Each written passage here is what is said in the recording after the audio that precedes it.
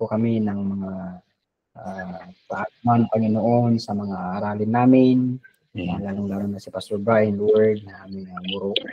At Lord, sa aming mga kapatid sa Hong Kong, at sa ibang dako, Lord, kung saan man sila, sa Halyap, sa Quirino, and even Lord, sa Mindanao, tulungan mo po kami, Panginoon, sa aming pag-aaral ngayong gabi. Kinukumit namin, Lord, sa iyong pangalan, Panginoon, magabayan kami ng Holy Spirit mo, magbigay sa amin ng pagkaintindi sa iyong mga salita. Ito pong aming dalangin sa ngalan na aming Panginoon. Amen. Amen. Ayan, yun lang natin yung notes natin. Sana walang paberya. Ayan, Micah. Napaka-kwan nito. Itong book ni Micah, dito nila natuntun nung pumunta yung mga wise men doon sa Israel. Sa pamamagitan ni Micah na natuntun nila kung saan ipapanganak ang Panginoong Hesus. So, yun yung isang sikat na bersikulo kay Micah. So pag-aaralan natin ngayon, saan na yun? Anong page ba tayo? 129. Ayan. Ayan, Book of Micah. Minor prophet pa rin tayo. Pag tinawag nating minor prophet, hindi dahil sa mas hindi sila importante, kundi dahil mas maikli ang kanilang mga sinulat na literature. So, ayun yung dahilan. So, yung Book of Micah, tinatawag nilang according kay Pastor Bill Seidler at sa karamihan ng mga scholars, tinatawag nila ito na the Book of Conviction. Kasi nagko-convict siya sa kasalanan, parang binidiinan niya yung kasalanan para makarealize yung Israel. So, the Book of Conviction. Saan yung notes? Bakit tayo? Ayan, dali lang. Ba't nag-full screen to?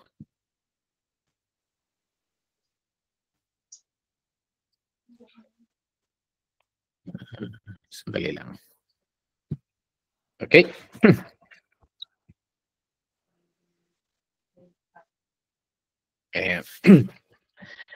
So, ayan, kaslam mangunsin siya. Ti ministry na dito, yung ministry ni Prophet Micah, talagang konsensyaan na ka. Ang ministry niya ay nakatuon dun sa parehong North at saka South ng North at South Kingdoms, yung Israel at Judah. So, nakatuon, makikita natin yung pinaka-purpose ng bakit siya nagsulat or yung ministry niya, yung aklat niya. Dito sa chapter 3 verse 8, na sinasabi, "But truly, I am full of power by the Spirit of the Lord and of justice and might to declare to Jacob his transgression and to Israel his sin." So, ayan. Talagang yun yung pinaka-goal niya na i-highlight yung kasalanan. So, ang tawag natin dito, fault finder.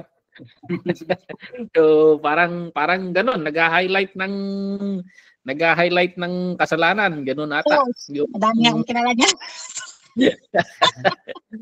Marami akong kilala niyan, Pastor. Ministry of highlighting ministry. Ano nga, Sister Rod? Highlighting ministry. So, ayan, nangongonsensya. But anyway, the idea is kung dinidiin niya doon, para iakay sila to reflect on themselves and para magsisi. So, ayan, saan yung ibang notes ko dito? Ayan. So, naglingkod si Micah sa mga hari sa Judah, taga South ito. So, pinaglingkuran niya ito si Jotham, si Ahaz, at si Hezekiah. And, ayan, masasama itong mga hari na ito. Talagang inakay nila yung bansang Israel or yung Kingdom of Judah sa pagsamba sa mga Diyos-Diyosan. And, of course, si Ahaz mismo, sinut down niya yung pagtakbo or yung ministry ng temple. So parang tinuldukan nila na hindi yung religion na established by Moses ang national religion ng kingdom. So, yun. Ano pa? Yung mga kasalanan ng sa bansa nila, ito mga diniinan niya, idolatry. Pag sa Old Testament kasi, pag pumasok ang ibang religion, laging magkadugtong ang idolatry sa immorality. Kasi karamihan ng ancient religion, more on, tawag nito, more on fertility. More on fertility yung kan eh. Kung mapapansin ninyo, even sa Ifugao, ang lahat ng mga ancient kan regarding fertility. May mga prophetic actions yan. Pag pupunta ka sa Cambodia, mga ganun, puro around the world, laging magkakonekta itong mga ancient religions sa immorality. Kasi part ng rituals yung mga may mga kwan sila sa ewan ko sino nakapunta sa Cambodia, hindi lang yung kwan hindi lang yung mga apsara or yung mga temple prostitutes ang tawag nila sa minsan part yun ng parang prophetic actions na ginagawa nila bilang pagkilala sa tawag nito God o fertility. So, syempre, nung pumasok na itong idolatry sa bansa nila, immorality na. Kung mapapansin rin ninyo, yung kingdom nila kay Jezebel, nauugnay rin yan yung mga temple prostitutes. So, pag pumasok yan sa Israel, automatic sumasama ang immorality. Ayan. Yan yung mga dinidiinan niyang mga kasalanan hanggang sa nagkaroon ng revival ang bansa doon kay Hezekiah. Ano pa ang nalalaman natin dito sa notes natin? Sa Northern Kingdom, he also ministered sa Northern Kingdom at nag-prophesy siya regarding sa pagbagsak ng Assyria, yung sumakop sa north. Kasi ang umaatake sa north is Assyria, nasa north rin yung mga Nineveh, mga ganyan, but kasali sa kingdom na yan, sa empire na yan. Sa kabila naman, sa south, ang pumapasok naman dito yung kingdom of Babylon, yung empire naman na yon. Now, pag-aaralan natin kung sino itong si Micah. Kagaya ng mga napag-aralan natin nung last time na may mga promdi rin ito. Si Micah, hindi siya parang ordinary pastor, hindi siya celebrity prophet, parang ganun. Galing siya sa liblib na lugar from the south. So regular. So kung sa panahon sana natin ordinary pastor, parang sana hindi mga televangelist mga ganon. So itong mga impormasyon na ito ang nalalaman natin tungkol sa kanya. Yung pangalan niya, Micah. May pangalan ba ng Micah sa inyo?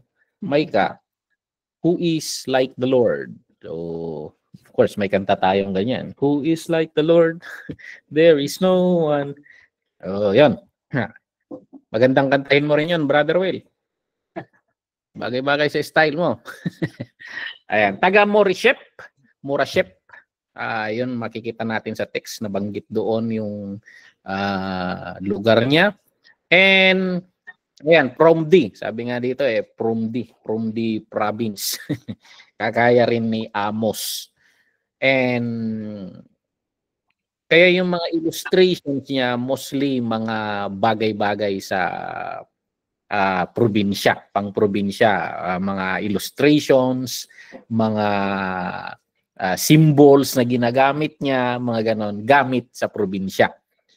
Ano pa? Tingnan nga natin sa ibang notes ko rito kung ano yung mga details tungkol sa kanya. Rural prophet. Sa panahon natin ngayon, may mga bangayan dito sa bansa natin tungkol sa for example, election na naman sa Pilipinas at ang mga pumapasok sa mga senado natin mga taong lungsod. sikat na mga tao na yung mga probinsyano walang pag-asang pumasok, parang ganon. And mapapansin ninyo na ang mga provincial politicians binabanatan minsan ang mga city politicians. For example, sikat ngayon sa social media ngayon si Magalong, provincial politician yan na binabanatan ang mga nasa national doon sa Manila. So parang ganon kasi most likely sa mga bansa dahil ang pamamahala ng isang king nakasentro sa capital city, Jerusalem kung Southern Kingdom, most likely hindi nakakarating sa probinsya ang mga ayuda, parang ganon. So ang mensahe lagi na ibinibigay ng mga propetang ito galing sa probinsya, injustices. Bakit sila na lang lagi ang may tupad? Bakit sila yung mga benefits nila nabibigyan sila, may mga ganyang benepisyo, sa amin sa probinsya walang ganyan. So parang ganon.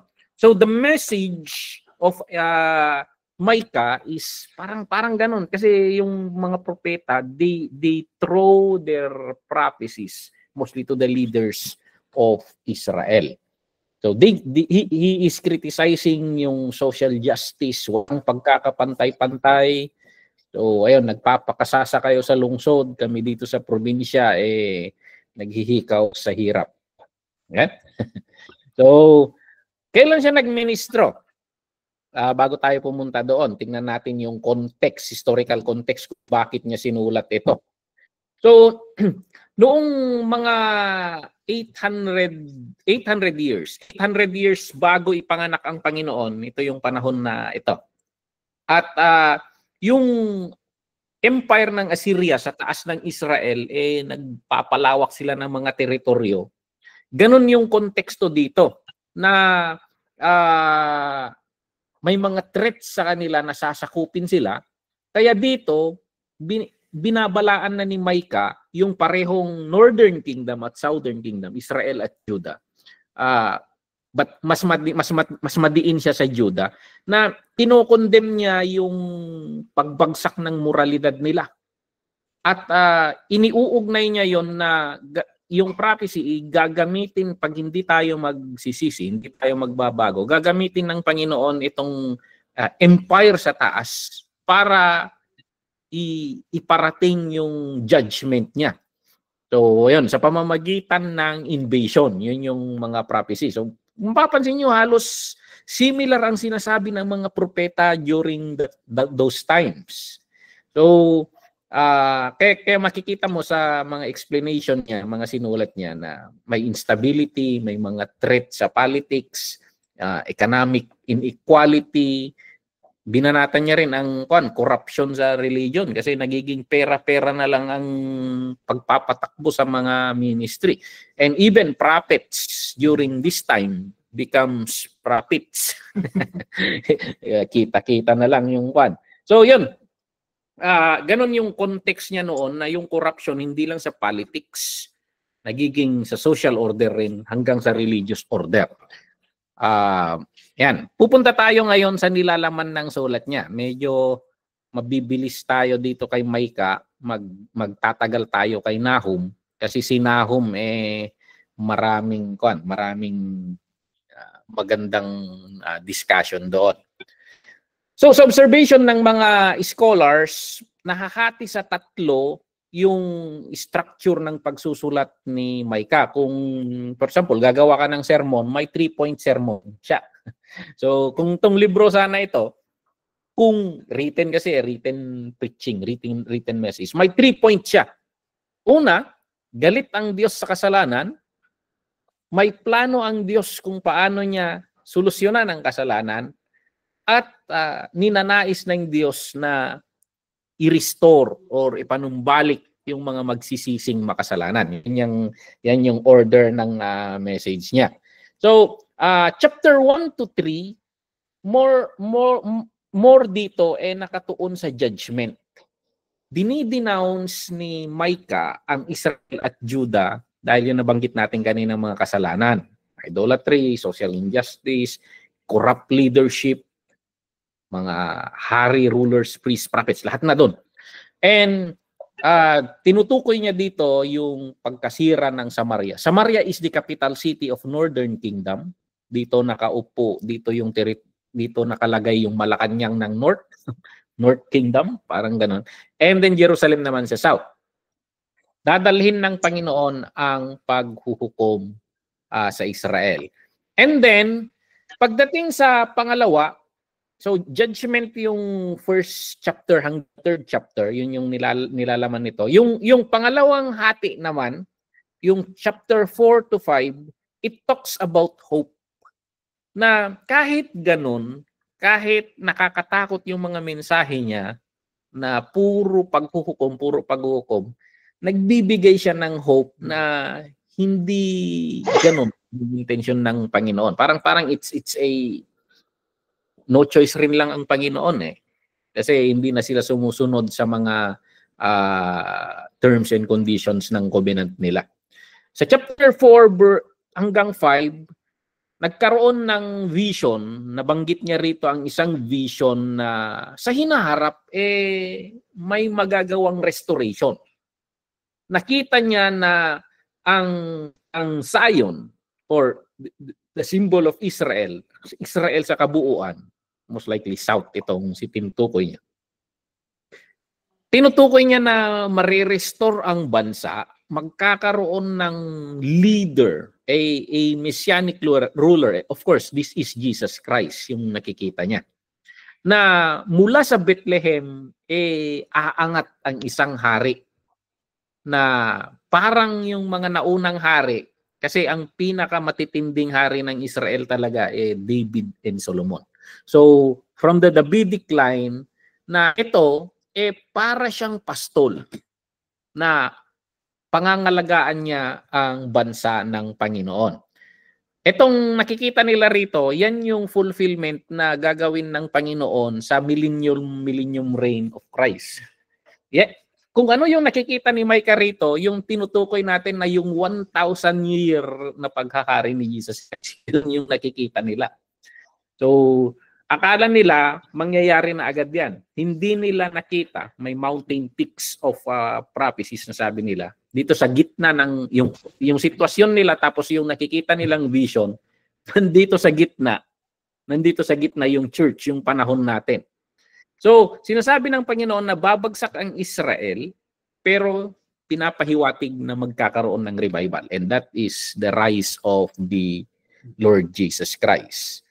Ayan. So, napakaganda ng kuwan. So, nagbibigay siya ng hope.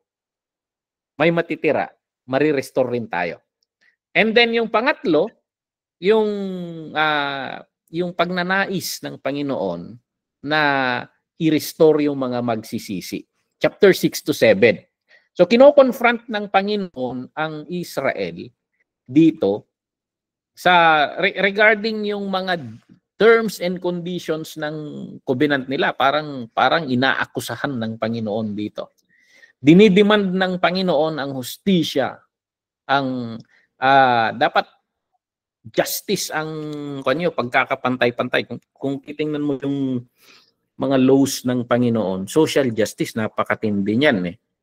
Kasi pag di ba sa farming, pinagbabawal ng Panginoon na anihin nila yung mas nasa gilid kasi kakainin yon ng mga balo at ulila at mga dayo, ganon. Na ang Panginoon inaalala niya kahit yung mga social, tinuturo ng mga batas, pinepersa ng mga batas ng Panginoon na gumawa sila ng mabuti. So, ayun. Yung social laws ng Mosaic law, hindi nila tinutupad. So, ganun yung nangyari. Idinidemand ng Panginoon na yung hustisya sana. Pagiging patas, pantay-pantay. So, itong problemang ito, hanggang ngayon, dito sa probinsya namin, bakit sila tupad? Bakit sila may purpose? Mas mahirap pa kami. Parang ganon. May kotse, naka-purpose. Parang ganon. There is injustice na nangyayari sa bansa nila. At dinidemand ng Panginoon yon. And then mercy. So, napakatindi rin ng religiosity nila kasi sinusunod nila yung mga rituals ng religion nila. Kaso ang mas gusto ng Panginoon na yung practical living. Mas gugustuhin kung ginagawa ninyo yung hustisya, maawain kayo kaysa sa mga ritual ng relihiyon na yan. So parang kung sa panahon sana natin, ewan ko kung alam nyo yung singer na si Butch Charbet. Naririnig nyo ba yung singer na yon? Yung buhay Kristiyano, hindi hallelujah lang. Hindi hallelujah lang. Mas gugustuhin ng Panginoon na sa halip na sigaw ka ng sigaw ng hallelujah, praise the Lord sa simbahan, gumawa ka ng mabuti.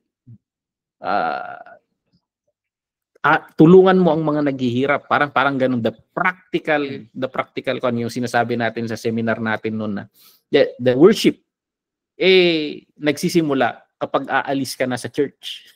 parang ganun. Paglabas mo ng church, yung mga susunod na gagawin mo doon, yung mga worship talaga. So pag nakasalubong ka, tinulungan mo, parang ganun. Yun yung tinutukoy dito sa part ng Micah na ito. So ibinigay ng Panginoon yung mga pangako niya na gusto niyang i-restore ang mga makasalanan. Okay? Simple lang ito kasi maikli lang itong book na ito. Ano yung mga naiiba tungkol sa aklat na ito? So, tingnan natin yung ibang notes dito. Okay. Notable passages. Pupunta tayo mamaya doon. Ito yung mga kasalanan, listahan ng mga kasalanan na binanatan ni Micah. Idolatry. Tinukoy niya ito sa chapter 1 verse 7. Sige, magbasa nga tayo para mas makuha natin ito. Idolatry and then covetousness. Ano sa Tagalog ang covetousness? Kasakiman, no? Kasakiman. So parang ninanais mo yun, thou shall not covet. Ninanais mo yung pag-ari ng iba. So greed. Violence and oppression. Ayan, talagang uso rin ng tokhang sa kanila. No? Dishonesty. Ayan. Mga tupad. Dishonesty sa mga leaders. Leaders ang binabanatan dito eh. Bribery, panunuhol. Parang panahon natin to kung pinag-aaralan mo. Kung titingnan mo ang gobyerno natin, walang pinagkaiba. Panlilin lang, panghuhudas, mga ganon. Witchcraft. Di naman siguro nag-witchcraft ang mga corruption of princes, priests, and prophets. Ito yung tinutukoy natin. Ito yung mga binabanatan niyang kasalanan ng bansa noon. Okay? And ano pa? Ito yung mga mga sikat na verses na nandito sa Book of Micah. Ito yung Micah chapter 5 verse 2, yung binanggit ko kanina. Dito nila natuntun kung nasaan pinanganak ang Messiah. Sabi dito, but you, Bethlehem Ephrata, though you are little among the thousands of Judah, yet out of you shall come forth to me one to be ruler in Israel, whose going forth are from old, from everlasting. Kaya natukoy nila na doon ipapanganak ang Messiah. Sa Micah 4:1-2, ito rin yung sinasabi. It shall come to pass in the latter day that the mountain of the Lord's house shall be established on the top of the mountains, and shall be exalted above the hills, and peoples shall flow to it. Many nations shall come and say, come and let us go up to the mountain of the Lord, to the house of God of Jacob. He will teach us his ways, and we shall walk in his paths. For out of Zion the law shall go forth, and the word of the Lord from Jerusalem. Itong Micah 4 verse 1-2, description ito ng millennium, yung paghahari ng Panginoong Jesus.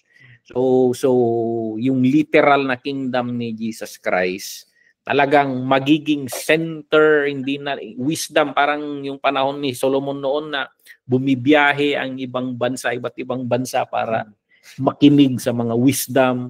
Kaya sinasabi ni Jesus Christ noon nandito siya i-accuse kayo ng Queen of Sheba. Kasi sinabi niyong napakatalino ni Solomon pero may mas matalino rito. Parang gano'n. Sinasabi niya yung greater than the forefather, which is yung hinaharap na kingdom niya. So these things are very literal. Buti nga tayo, nasa boundary tayo eh. Malapit-lapit na yung mga yan. And ang kagandahan nito, we are grafted in. Ay dugtong tayo. Kasi we are called the spiritual Israels, and yung promise ng Panginoon na kung nasaan siya, nandun tayo. When He reigns, we will reign with Him. So kahit sa convoy ka lang ng Panginoong Hesus, pagdating ng panahon, kahit pasurot kanto lang di jay mo. But we don't know kung ano yung mga ipapagawa ng Panginoon sa atin. But this is literal. Kaya yung sinasabi ko na sinong maiiwan sa langit? Kasi the Lord will fix this world and we will come down with Him. And He will fix it. May mga ibang verses pa na papandayin nilang mga armas, gagawin nilang mga kumpay, magiging agricultural country agricultural world ang buong mundo. So, ganon. He will fix everything sa bansa. Ito yung sa Micah, laging tinutukoy rin ito. It talks about the 1,000-year reign of Christ, pagbalik niya. Okay? So, ayan. That is the book of Micah. Napakaliit ito. 4 chapters, but ilang pages lang yan. But the content is very similar rin doon sa iba. Sa mga... Kasi pare-pareho lang yung sitwasyon. Ito, kasabayan lang ni Kwanto eh. Si Micah, I think nagpang-abot sila ni sinong nakasabayan nitong propeta? Isaiah ba? I think nakasabayan niya sina Isaiah. So, yan yung nito. So, most likely pare-pareho din lang. Yes, Pastor Emelda. Pastor, in that sa case ng mga dito sa time ni Micah at saka sa atin, bakit there is a separation of church and the government wherein di ba si Micah, it's more in the government setting ba yung ina-attack, I mean hindi ina-attack, I mean garod agpasapasagid kadagiti aramidin iti dagiti aramidin dagiti rulers, parang ganon. And in this case hindi ba pwedeng kailangan bang ma-separate ang church sa government? Yung magkaiba kasi yung context nila. The nation of Israel was established under the law of God. Talagang yung existence nila is covenant. Mosaic covenant. Even the kings, even the rulers, lahat sila under the grace of God, sila nag-exist. Yun yung setup nila na it is a theocratic country na the Lord is above them. So yun yung setup ng kakaibang bansa ito eh. So they should rule according to the laws of God given to Moses. Yun yung setup niya. So kaya dito naman sa context natin, iba eh. Hindi context natin, hindi tayo pinanginibabawan ng hindi theocratic yung mga bansa natin. Though yung mga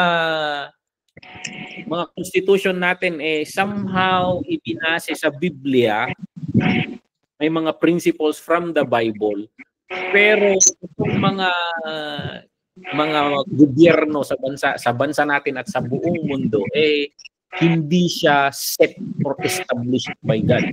So, parang ganun na kaya dito under the covenant of God yung existence nila Kung mapapansin ninyo, kayang wakasan ng Panginoon sila kasi from the very beginning may kasunduan tayo. Parang yung setup nila. Pastor. But we can reflect on that na we can be a voice of God to the government also, kasi sinabi naman ni Paul na tawag nito, kingdoms, nations, rulers are established by God. Yeah. Yun lang, in other way, hindi tayo Mhm. kagaya ng mga prophet na pwede nating kasi iba yung setup ngayon. Okay. Very unique ang kingdom ng Israel.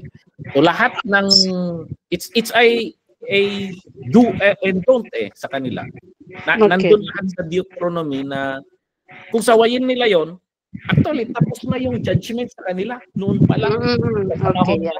na nandun pa lang sila sa wilderness. So Kasi even in ipapatupad na lang ng those Panginoon. times, so even in those times, talagang kumilos from the beginning, kumilos yung grace ni Lord. Oo. Naniniwala ako na everything is grace of God. Kasi sino Yeah. ba naman yung Israel? Oo nga naman. Even the given law to them, that is grace. Yeah. Kasi it's a favor to them. It's a favor to them nga nagkaroon sila ng opportunity to have a covenant with God. Hindi kasi sa kanila hindi ako naniniwala na law. Faith rin lang kahit yung salvation sa kanila, faith, you believe Oo nga. in the plans of God. Okay. Dito sa New Testament, di ba? Through faith, by grace, Yeah. mga ganun. Sabi na. Ganun rin sa kanila Mhm. Yeah. Yung pananampalataya mo, yung paniniwala mo, ipinapakita mo yan sa pamamagitan ng pagsunod ng law. So, yun yung expression ng sumusunod or naniniwala sa Diyos. Nagpapa-under sa law. Yun na sa atin, iba rin. Ibang covenant and under tayo sa law ni Christ, pero ganun rin, teach them to obey everything I have commanded. Okay. Ipinapakita rin natin sa pagsunod sa law ni Christ, doing good works, following His lead, parang ganun. So, tayo, the church, pinipili nating magpa-under sa authority ng Panginoong Kristo.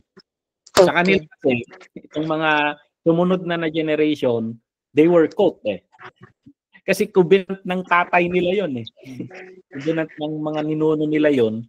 And then they were just, nasa kanila kung sumali sila. They were caught in that covenant. Atin, it's a individual na magpapasunod. Okay. Thank you, Pastor. Thank you, Pastor. Kaya pala, we are blessed. We are blessed pala as called Christian nation kasi gumagana talaga yung awa ng Panginoon. Thank you, Pastor. Thank you. Imagine if we are under that one. Kasi ang existing Israel ngayon hindi naman yan yung kwan talaga parang create na lang ng Zionism yung bansang yan yung mga nagtipon-tipon na mga Israelita. But yung original na established by God na nation, but of course the Lord will restore them later into a new system ruled by the King of Kings. I think so, Pastor. I think so. It's a new system that He will soon promise niya yan Okay, Opo. Pastor, thank you so much. Opo. So ito yung nilalaman ng Micah na pag-prophecy niya. And then kung magtutuloy tayo kay Nahum, because this is the next, magkakahawig lang yung mga context ng mga to. Magkakahawig kasi magkakalapit sila hanggang sa tuluyan ng hindi na napigilan. Ito naman, itong Book of Nahum, hindi naman dyan nakatuon sa Israel. Ang tuon niya naman doon sa Nineveh. Kung mapansin nyo, magparehong context sila pero parehong bansa sila ni Jonah, yung pinag-aralan natin nung last time, pero magkaibang context. Kasi noong pinadala ng Panginoon, now, Nineveh is a Gentile nation. This is somehow similar sa atin na we are Gentile, na wala sa covenant, pero they were given a chance to repent. Parang ganon. They were given a chance they were shown grace. So, nung pumunta si Jonah, ang Ninive, nag-respond siya, nag-repent siya. Pero in the long run, kasi I think sabi nito, 150 years ang pagitan ng yung pagpunta, yung pag-prophecy ni Jonah, siya kapag-prophecy ni Nahum, 150 years. After 150 years, hindi na sustain yung faith ng bansang ito. Bumalik rin sila, nag-regress rin sila, bumalik rin sila sa dating gawain, kagaya rin sila ng una na mababagsik, mga ganon na talagang hindi sila kaaya-aya sa Panginoon. So, eto, tinatawag na the Book of Vengeance. So, dahil yung paghuhukom na prophecy dito ay nakatuon sa kanila dahil sa pag-press nila sa mga mamaya. Kung mapapansin nyo nung una, di ba si Jonah ayaw niyang magsisi sila. Kasi oppressor na sila ng Israel eh.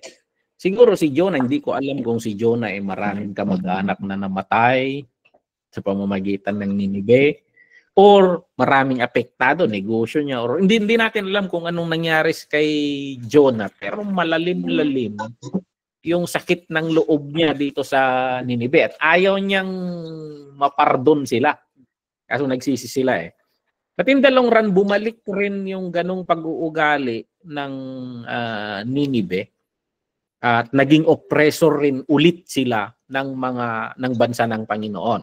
So, ayan, sa kasamaang palad, sa sitwasyong ito ngayon, hindi sila nagsisi. Hindi sila nagsisi. So, ayan, merciful ang Panginoon, message of mercy ang dala-dala ni Jonah, at nag-respond sila in repentance. So, yung mga taga-Ninive, natutunan nila sa panahong yan na God is slow to anger. Sinasabi ko, pag nagbabasa tayo ng Bible, ito it's not about technicalities, but it is a way of God na inire-reveal niya yung nature, kung sino siya. Pinapakilala niya ang Panginoon. So parang pag nagbabasa ka ng Bible, oobserbahan mo yung nature ng Panginoon, yung mga pag-uugali niya. Kasi it is His way na nire-reveal kung sino siya sa mundo. So, noong pumunta si Jonah doon sa Ninive, they learned that God is slow to anger. Kahit puno na ang salop, mapagpasensya ang Panginoon at binigyan sila ng second chance. So yun yung nangyari sa kanila. Kaso, sa case naman ni Nahum, nagdala siya ng message of judgment kasi bumalik sila sa dating sitwasyon. Parang bumalik lang sa dating buhay, dating gawi, parang ganon. Hindi sila nagtuloy sa, kung panahon sana natin ay buhay Kristiyano, hindi siya nagtuloy sa mga katuruan ng Panginoon, tumanggap sa Panginoon, pero ang nangyayari hindi niya ang Savior niya ang Panginoon, pero hindi niya Lord. Parang ganon. Yung teach them to obey everything I have commanded you. Hindi siya nag-o-obey. Parang ganon. At bumalik sa mga dating gawi nung una. So, sa case na ito, ang natutunan ng Ninive, God is great in power and will not acquit the wicked. Mayroong paghuhukom pa rin eh.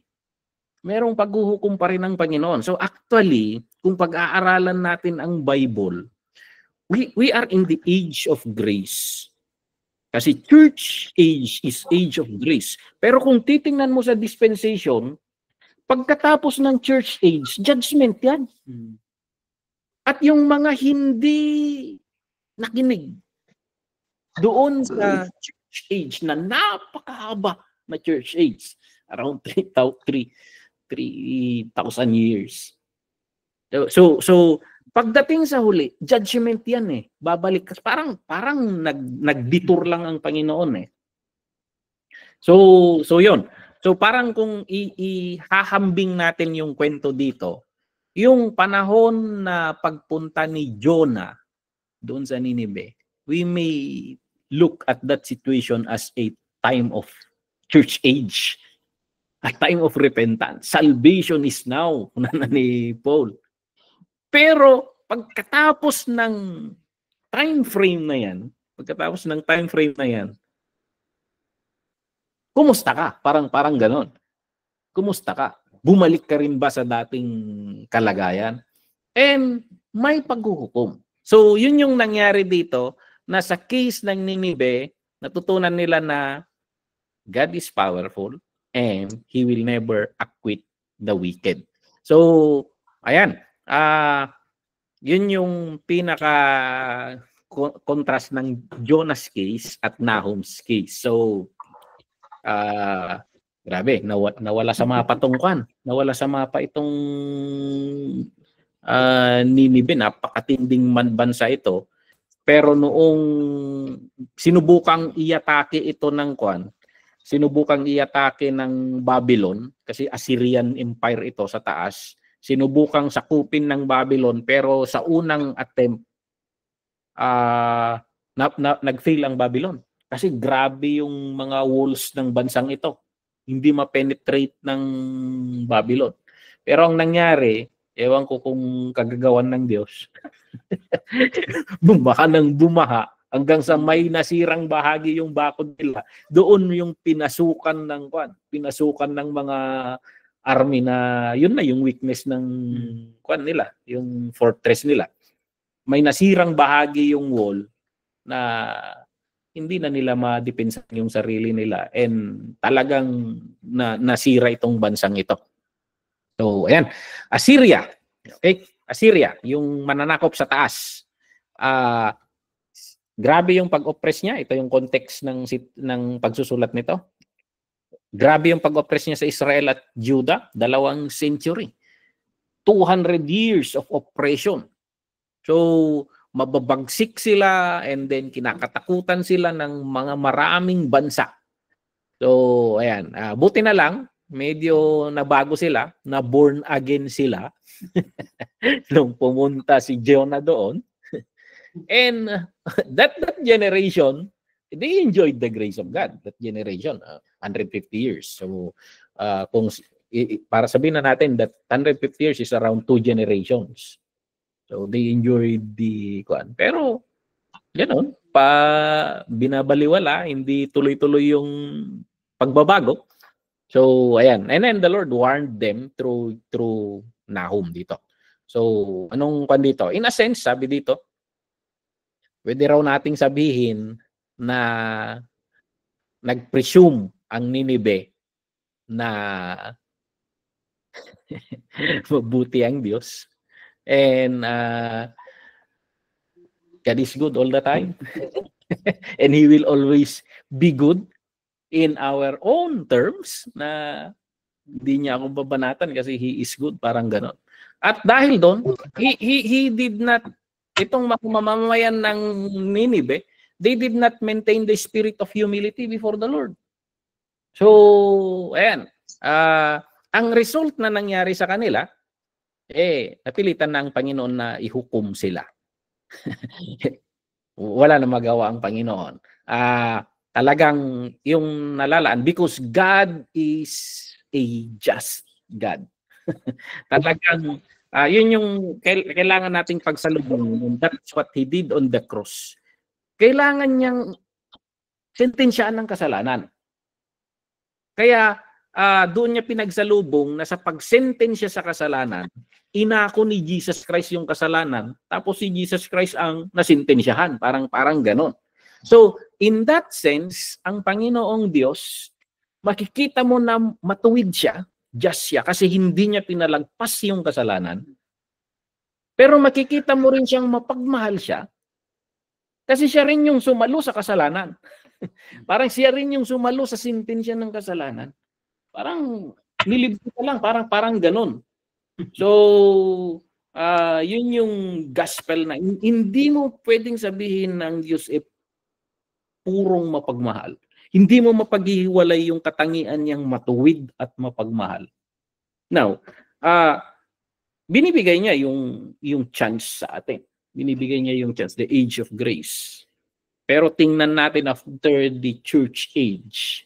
After the church age, pasensyahan tayo. Yan yung sasabihin ng Diyos. So, ang bumangga-giba. Parang gano'n yung kanya. Because He is coming on a horse. Sabi nila, nung unang punta ng Panginoon dito, He is riding a donkey. Yun yung sabi nila eh. In the Eastern context daw, pag ang isang hari parating sa isang bansa at nakasakay raw siya sa isang donkey, ibig sabihin that is a language daw na he is coming in peace. Yun yung sabi nila. Pero in the book of Revelation, mapapansin mo sa description ni John sa nakita niya regarding the future, nakasakay ang Panginoon sa kabayo. And in the Eastern context daw, pag nakaupo sa hari, nakaupo yung hari sa kabayo na paparating, maganda-handa ka na. Kasi he comes with war. Parang ganon. Yun yung kanya. So tingnan natin yung dalawang nature ng Panginoon dito na pag nag-judge ang Panginoon, talagang inabuso mo ng inabuso, parang ganon. Yun yung matututunan natin dito. Talagang hindi mo grinab yung pagkakataon mo to have this grace. So parang ganon. So ito yung mga text dito. God is jealous and the Lord avenges. The Lord avenges and is furious. The Lord will take vengeance on his adversaries, and he reserves wrath for his enemies. The Lord is slow to anger and great in power, and will not at all acquit the wicked. So ito itong actually pagtatalon tayo sa pinag-aaralan ko to kanina sa habang naghihintay ng umpisa ng prayer meeting sa church. Doon sa book of Romans, chapter 11 verse 10, kasi inilink ng teacher natin dito na si Bill Scheidler. Punta tayo sa book of Romans. Paul is discussing about this principle. Romans chapter 11 verse 22. Pero minarkahan ko ito ng hanggang sa mas mataas na verse. Gracious, napaka-gracious ng Panginoon. Kasi sabi sa Romans 11:22, therefore consider the goodness and severity of God on those who fell. Severity, but towards you goodness, if you continue in His goodness. So, ayan. Ibabasa ko yung context ng dinidiscuss ni Paul dito regarding sa nature ng Panginoon. Kasi minsan, natatagilid yung both nature ng Panginoon eh. Yung iba, nag-e-extreme sila sa pagka-just ng Panginoon. Na parang ang bagsik-bagsik na total mabagsik ang Panginoon. Ganun yung pananaw nila. Yung iba naman, may perspective naman na extreme on the side of grace. At pinag-aralan natin sa systematic theology na you cannot separate that kasi nature ng Panginoon. He is a just and loving God. So tingnan natin. Tinutukoy ni Paul dito, ang example ni Paul dito is Israel. So ito yung context na ina-explain niya. Magsimula ako siguro dito sa verse 19. You will say then, branches were broken off so that I could be grafted in. Granted, sabi ni Paul, but they were broken off because of unbelief. And you stand by faith. Do not be arrogant, but tremble. For if God did not spare the natural branches, He will not spare you either. So parang ang nangyari, dahil hindi sila naniniwala sa Panginoon, dahil hindi nila, of course, pag hindi ka naniniwala, hindi ka nasusunod. ang pakakitaan ti pamati panagsurot. So kaya nga sinasabi ni James, faith without work is dead. Nakikita ang talagang mananampalataya sa gawa. Yun yung sinasabi ni James. Kasi ang Israel, hindi sila yung matagal nilang hinihintay, hindi nila pinaniwalaan. Parang ganon. At sinaway pa nila, sila mismo nagpako. At yun, pagkatapos hindi pa rin sila naniniwala, pero hindi naman natin i-generalize kasi those who brought the gospel to us were Jews. Pero yung na-explain ni Paul dito, they were cut from the tree. Natanggal yung sanga. At dahil tayo, na hindi naman tayo Israelita, pero naniwala, kinuha tayo ng Panginoon na i-enough. So parang ganon. Pero sinasabihan tayo ng Panginoon, ay sinasabi natin ng Panginoon or ni Paul na they were broken off, verse 20. They were broken off because of unbelief and you stand by faith. So we keep on faith. We keep standing on faith. So, ayan. Do not be arrogant but tremble. For if God did not spare the natural branches, He will not spare you either. Sa verse 22, which is ito yung tinutukoy niya dito sa text natin. Consider therefore the kindness and sternness of God, sternness to those who fell, parang ang bagsik ng Panginoon sa mga nagkasala, but kindness to you, provided that you continue in His kindness. Ang nangyari kasi sa Ninive, they did not continue on the kindness of God. Parang inabuso nila ng inabuso. So, ayan, yan yung kaya inuugnay ng author natin itong verse na ito kasi yun yung case nila. At ang nangyari naman sa context ni Paul dito sa Romans, kausap ni Paul ang mga taga-Rome, which are Gentiles, and ang sample niya naman dito, Israel. So sinasabihan niya ang Roma na kayo, hindi kayo mga Hudyo. Kung inupakan ng Panginoon tong mga Hudyo, huwag pa kayong ang terminong gagamitin natin dito. Huwag kayong magpakampante. Kasi kung inupakan niya ang mismong mga mamamayan niya, mismong dugong nilabasan niya, huwag kayong magpakakampante. Yung sinasabi niya sa mga taga-Roma. So, yan. Kung itutuloy natin yung text sa verse 23, sabi dito, if they do not persist in unbelief, for example, sa ngayon, hindi sila naniniwala Pero sinasabi ni Paul, kung titigil sila sa hindi paniniwala at mag-uumpisa silang maniniwala, if they do not persist in unbelief, they will be grafted in. Balik sila. So, pupulutin ng Panginoon yung mga sangang nahiwalay na yan at idudugtong. So, ayan. They will be grafted in for God is able to graft them in again. Ito yung sinasabi ni Paul. And he is warning the Gentiles, the Romans. Sabi dito, after all, if you were cut out of an olive tree that is wild by nature and contrary to nature were grafted into cultivated olive tree, how much more readily will the natural branches be grafted into their own olive tree? Ang sinasabi ni Paul dito, yung natural na olive tree, tinanggal. Kayo, wild kayo na olive tree, i-green off kayo, nag-survive. Hindi siya namatay. Kung nagsusurvive yun, how much more kung yung natural na olive tree ang ibabalik ng Panginoon? Kasi sila ang original na nasa covenant. Yun yung tinutukoy ni Paul sa mga taga-Romans. Hindi ko alam kung anong nangyayari rin sa Church of Rome. Bakit sinasabi ni Paul ito? Maybe they are starting to abuse their faith. Maybe they are using it as a license na mabait ang Panginoon. And they use it na license na, anyway, patatawarin ako ng Panginoon. Anyway, bayad na yan. Parang ganon na ginagawang lisensya. Kaya sinasabi ni Paul dito, all the more, wag. Sabi ni Paul, bakit? Magpapakasalanan ba tayo para umangat yung grace? Wag ganon. Sabi, yun yung sinasabi ni Paul dito. Kaya yun yung nangyari dito sa Ninive.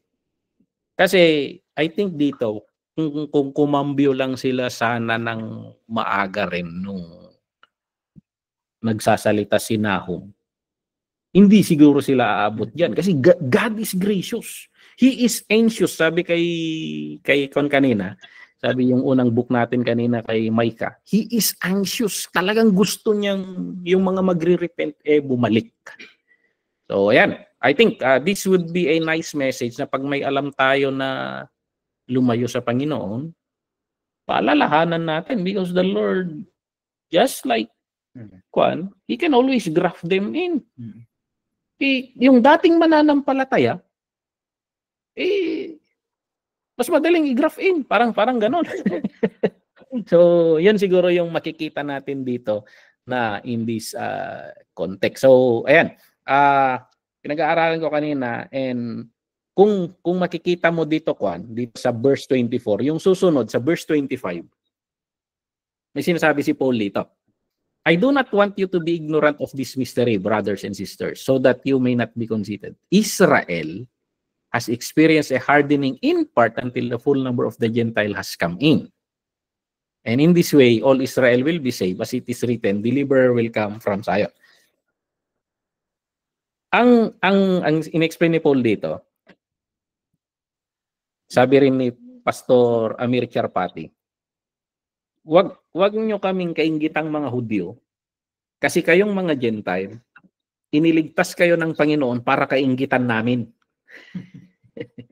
Para raw magselos ang Israel, pinulot tayo ng Panginoon. Ipinakita ng Panginoon yung kabutihan niya sa atin para makapag-muni-muni sila. At bakit sila ang inaatensyonan niya? Tayo yung natural. Parang ganun sana yung kwan. So, kung titingnan niyo rito, may time na magsisisi ang Israel. Kasi dito sa verse 25, kung titingnan niyo itong hindi makita. Pero dito sa Bible ko, Bible app ko, may title dito, Pastor Dennis, sa title niya, All Israel Will Be Saved. Ano yun? Maliligtas ang buong Israel. I think yung sinasabi ni Paul dito, there will be a time na lahat ng existing na Israelita sa panahon na yan, maliligtas sila.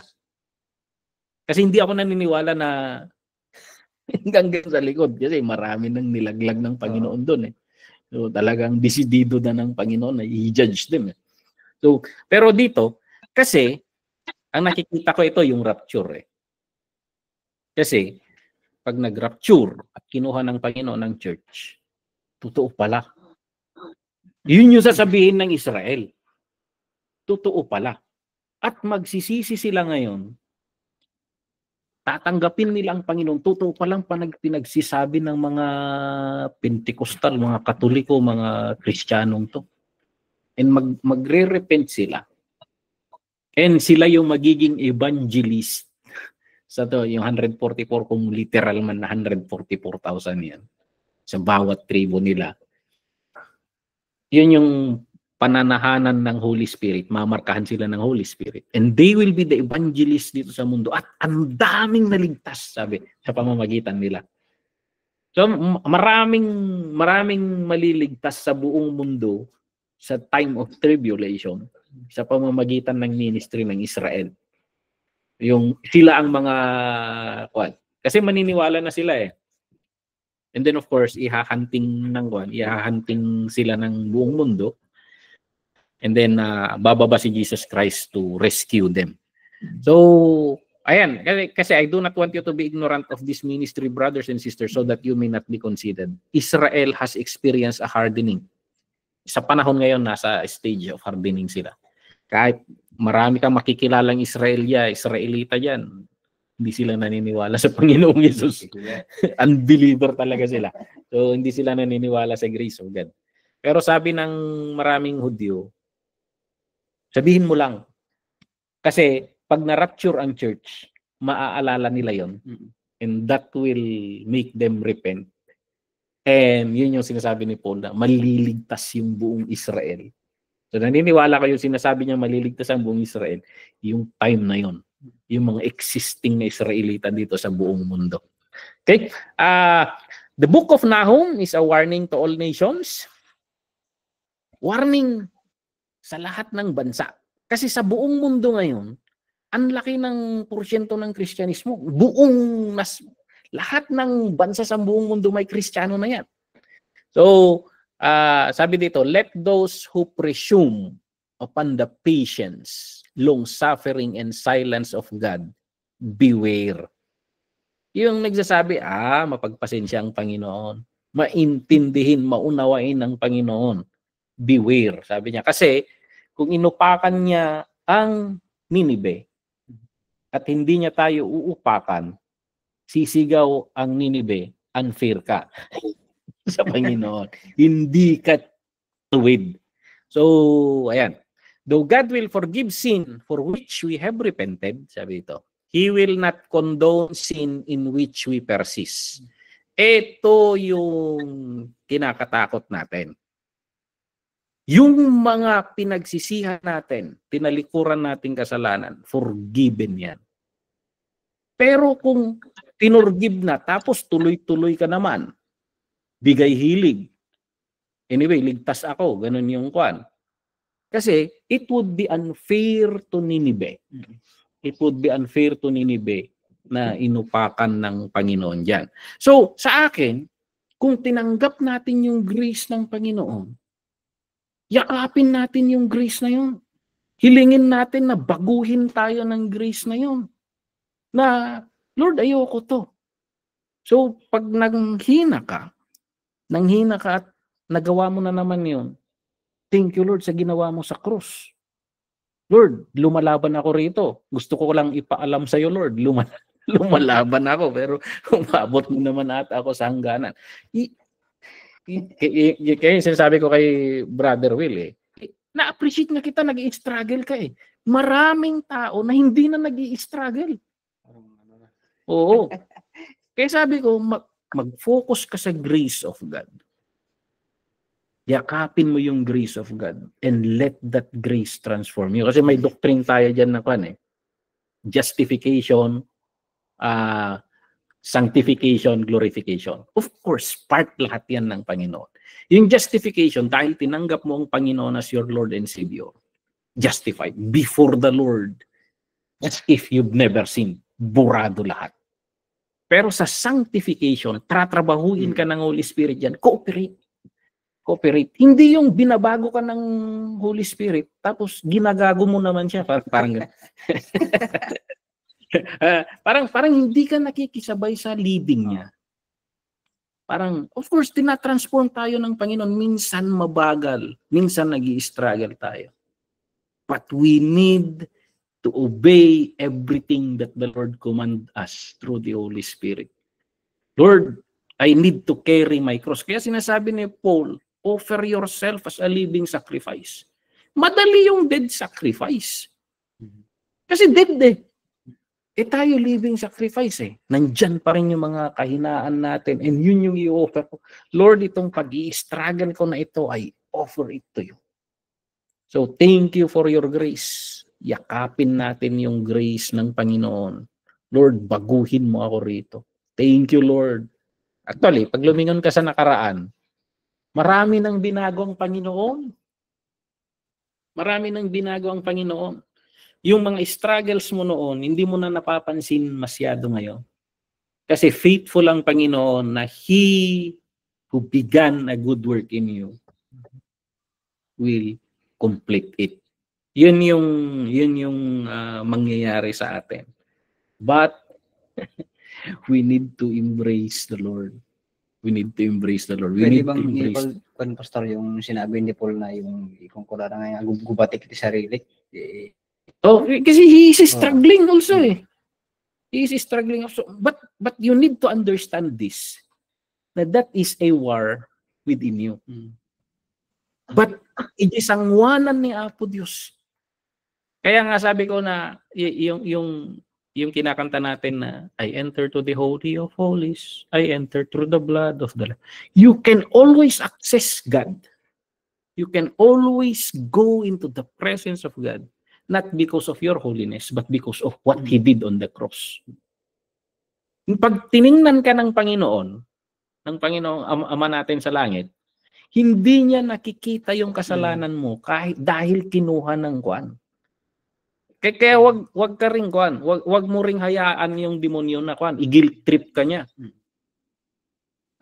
Si Uncle Rojas, pinsan ni Auntie Imelda. Merong na demon possess, nakwento ko kay Brother Will to eh. May na demon possess dito sa kwan, Lawig. Tapos nung i-exorcise niya, biglang nagmanifest yung demonyo. Tapos nagsalita yung demonyo. Sabi nung demonyo, yabang-yabang mo parang alam ko kung sino ka. Alam ko ang mga gawain mo. Ito yung mga kasalanan mo, ganito. Siyempre, mai-intimidate ka na dyan. Kasi inuupakan niya struggles mo.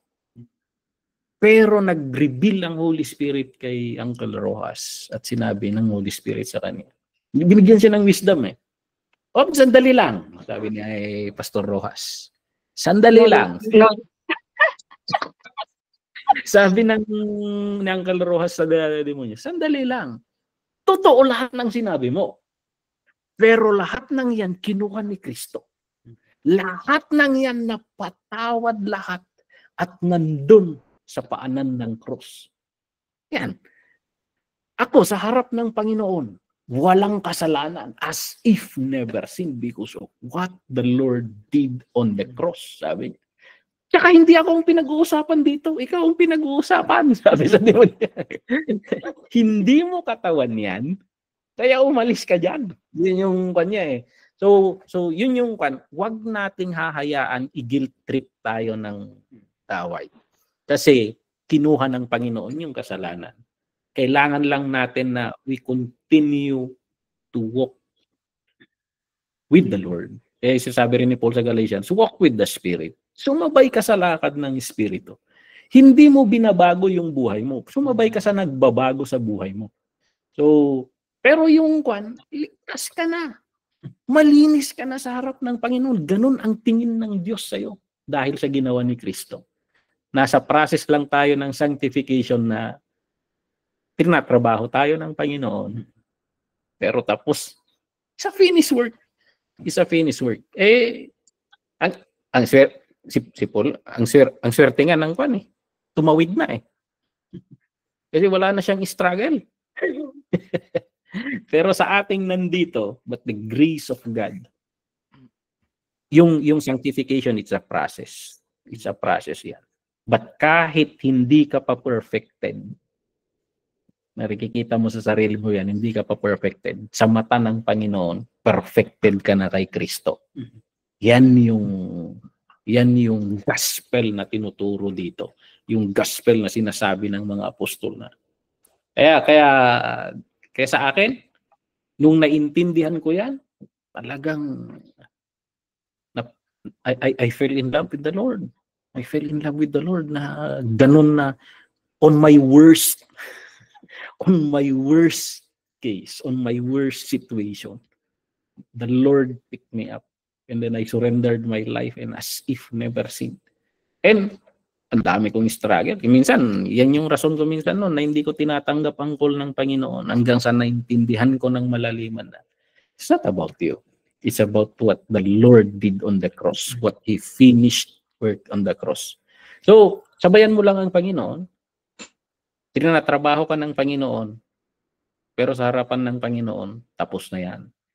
Parang ganon. Problema sa Ninibe, hindi sumasabay. Hindi sumasabay. Binibilangan ka rin ng Panginoon. Kasi they also have the salvation of the Lord, the pardon of God. Kaya pagdating sa dulo, ng age of grace, may paghuhukom dun eh. May paghuhukom. And then may we preach na yung mga niligtas ng Panginoon, embrace that. You don't know. Napakatindi ng sakripisyo ng Panginoon yan. Binuhos niya lahat hanggang sa huling sisi ng dugo niya. Embrace that. And then kahit yung paglaban mo sa mga kahinaan mo, that is a form of worship. Pinupuri ka, Panginoon, sa pamamagitan ng paglaban ko sa aking sarili. Sinasabi ni Paul, pinapatay ko ang aking sarili araw-araw. Hindi para maligtas, kundi sinusunod mo lang sundan mo yung mga daan ko. Makitid ito. Sundan mo yung puting paa. Sinasabi Brother Will, dadalhin tayo doon na wala na later yung mga struggle natin. Pero yun, huwag tayo mag-focus sa struggle. Mag-focus tayo sa grace of God. Mag-focus tayo na you know that the Lord will perfect us. Amen. And sa harap ng Panginoon, kunin man ako ng Panginoon anytime ngayon sa harap ng Ama dahil sa ginawa ni Kristo. Blameless. Justified, nasabi doon. So, ayan. yun yung nung pinag-aaralan ko ito, napakaganda nung case na ito ng dinugtong lang, binigyan lang ng grace yung kwan eh. Binigyan lang ng grace ng Ninibe eh. So that is a picture of us Gentile. That is a picture of us na Gentile na yakapin mo na, sabayan mo na. Wag mo nang painitin ang ulo ng Panginoon, parang gano'n. So, author of the book, wala, hindi raw kilala si Nahum. And then yung Nahum palayaw raw, parang shorten of Nehemiah. For example, Rodelin. Ang ibig sabihin ng rod.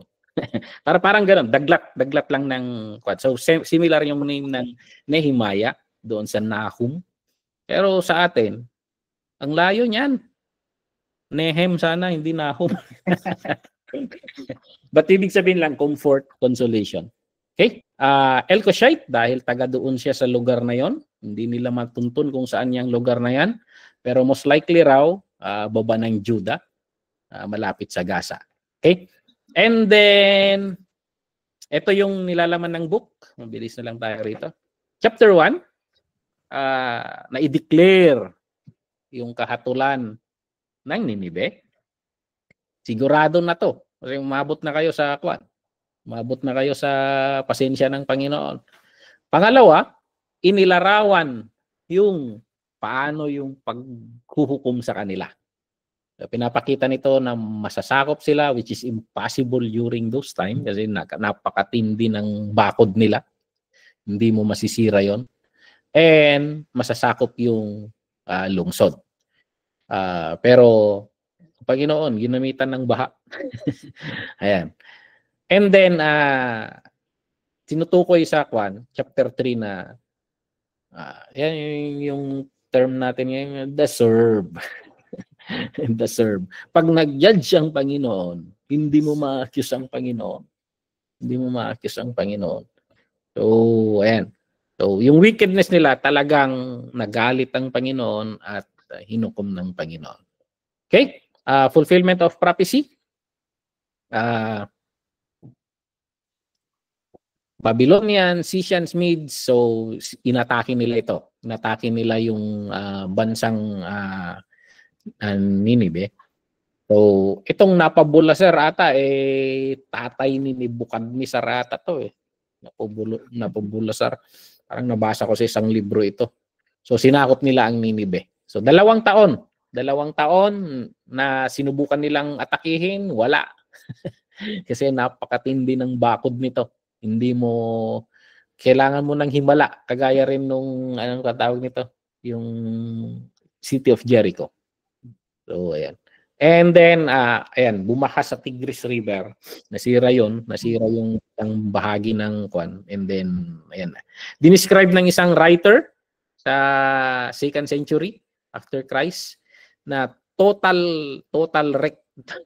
Total nga na-destroy talaga yung bansa. Hindi nila alam, hindi natabunan sa lakas ng baha, hindi nila mahanap yung mga location niya. So, wala naman sigurong GPS nun. Parang hindi mo matrace daw. So, parang later na lang na na-discover nila. Sabi dito, 1845. 1845 na lang na nakita nila yung ilang foundation ng kwan. So, grabe, isipin mo, 700 years before Christ, inintensyahan ng Panginoon, and then dumaan ng 700 plus 1,800, that could be 18, 20, 25 years, 2,500 years bago nila mahanap kung nasaan yung bansa. Ganun katindi yung paghukom ng Panginoon sa kanya. So, yan. Now, dito sa Kwan, ito maganda. Dito sa kwento ni Nahum, hindi nabanggit yung mga kasalanan ni Judah.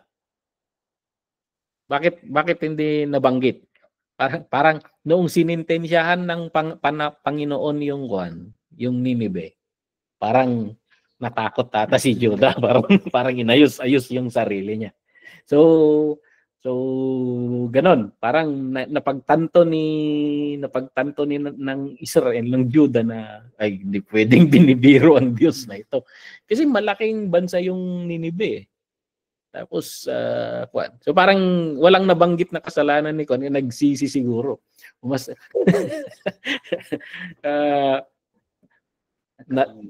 naka-erase ako nada. Naka-erase. But anyway, that is the story of Kwan. In studying the scripture, we observe the nature of God. He is gracious, He is loving. Pero wag nating kalimutan, wag nating abusuhin yung pagmamahal ng Panginoon dahil He is just. Hindi na siya ang Panginoon na kilala natin kung hindi niya hindi niya ikukuan yan. Kaya lang, sana hindi sana hindi abutan ng paghuhukom. So, yun. But anyway, kaya sabi ko, bakit magbabackslide ang tao? Bakit nagbabackslide? Kaya sa akin, kapag nananalangin ako, Lord, pag lumalayo ko sa iyo, paalalahanan mo naman ako, parang ganun. Kasi nature nating tao minsan ako, hindi mo namamalayan.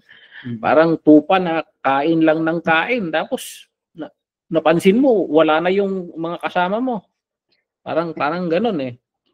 So sabi ko nga, nabanggit ko na to noon, Lord, pag naganon ako, in your grace, pakiiwan naman yung 99, balikan ako, parang ganun. Because I know He is gracious. And then minsan, may kaingutan lang talaga tayo minsan. But I know God is good na, Lord, uphold me. Hindi ako nagtitiwala sa faith ko, Lord. Nagtitiwala ako sa pagmamahal mo. So, paalalahanan mo ako, akayin mo ako. Ganun, in your love, Lord. So, kumakapit naman ako, Panginoon, pero minsan hindi ako tiwala sa pagkapit ko. Hawakan mo ako, Lord. Parang yung illustration nila. Iba raw yung anak na pag nag-cross raw ng highway. Iba raw yung anak na nakahawak sa kamay ng tatay. Pero iba raw rin yung tatawid sa daan na yung tatay ang nakahawak sa kamay ng anak. So yun yung illustration natin dito na we do not trust our faith. Of course, naintindihan ko yan. Pero minsan, may mga pangyayari sa buhay na sumasagad tayo. Sabi ko, yun yung prayer ko na, Lord, hawakan mo, Lord. Hindi ako nagtitiwala sa faith ko na may mga bagay na kuan. Ako, pag dumaan ako sa situation ni Job, hindi ko alam kung kaya ko yung kuan. Pero parang yung ginawa mo kay Job, lagyan mo ng hangganan yung alam mong hangganan ko. Sabihan mo yung kaaway na hanggang dito pa lang. Parang gano'n. In your grace, Lord, uphold me. So, and the Lord, ay naniniwala ko, the Lord is so good. Na, iba na, pag ikaw yung talagang papasok doon sa kwan. So, yan. But anyway, that is the book of Nahum, and wala nang, kwento na lang ang Ninive ngayon. Kwento na lang. So, darating ang panahon sana na hindi na lang tayo kwento. But the Lord will use our life na story in a positive way na magkikilala sana tayo na ito yung nakipagsabayan sa Panginoon. Sa programa ng Panginoon, nag-align siya sa mga hakbang ng Panginoon, sumabay siya sa mga leading ng Panginoon, mahirap man, pero humakbang siya masunod sa Panginoon. So yan, that is our lesson for tonight. And as a Sunday, we will go for Habakkuk. Ito raw yung pinaka-famous na book, Habakkuk. Okay. Walang tanong, walang tawag nito, clarification doon sa case ng Nahum and Micah. Maliwanag yung kabutihan ng Panginoon, maliwanag rin yung katuwiran niya. So we thank God na He grafted us in the tree sana ng olive tree of the family of God. And wag nating hayaan na kung pinutol ng Panginoon yung Israel, what make us think that He will not do it to us. But kaya yung sinasabi na ng align yourself to the program of God. Wala, ayaw mag-align ng Israel. parang gano'n. But anyway, it's an age of grace. The Lord will give them a chance later. Okay, so that's it.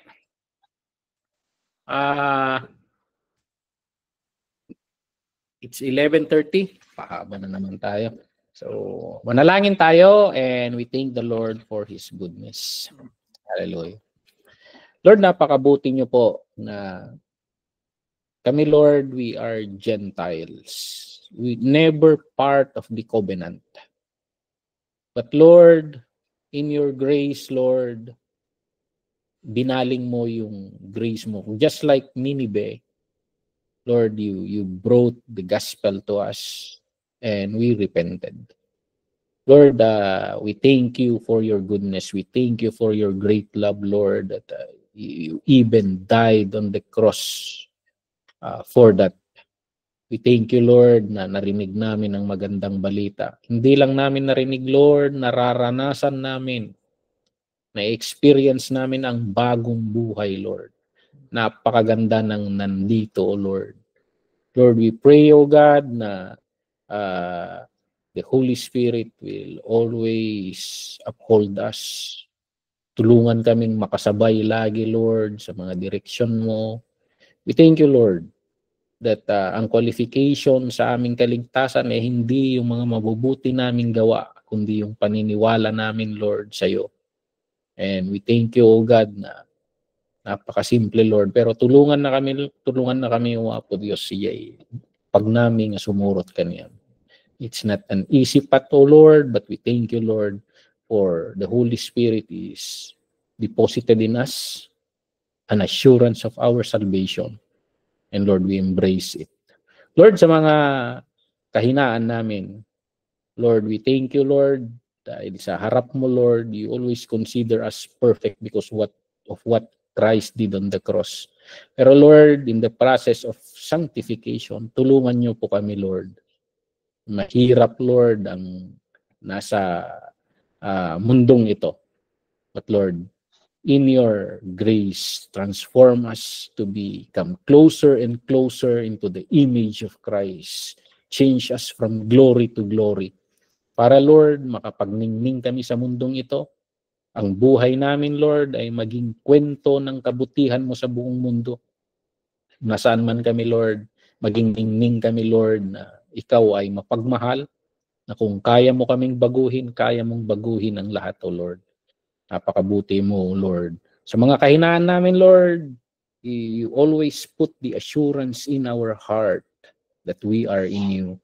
Para, Lord, we focus more, Lord, on doing good things rather than being nagiguilt trip, Lord, sa mga negative things na kahinaan namin, Lord. Lord, we will walk with you.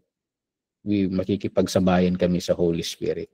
Maraming salamat, Lord. And itong mga lesson na ito regarding sa understanding sa nature mo, Lord, ibigyan mo rin kami, Lord, ng burden na yung mga hindi pa nakakarinig ng mabuting balita, O Lord, yung Nineveh, O Lord, na grabing sama, O Lord, and you have the heart to bring the good news to them, Lord.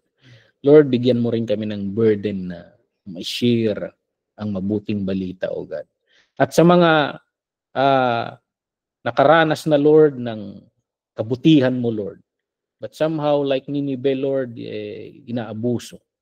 Give us also, Lord, the spirit just like Nahum to remind them na, Lord, na hindi ka pwedeng binibiro sa mga bagay, Lord.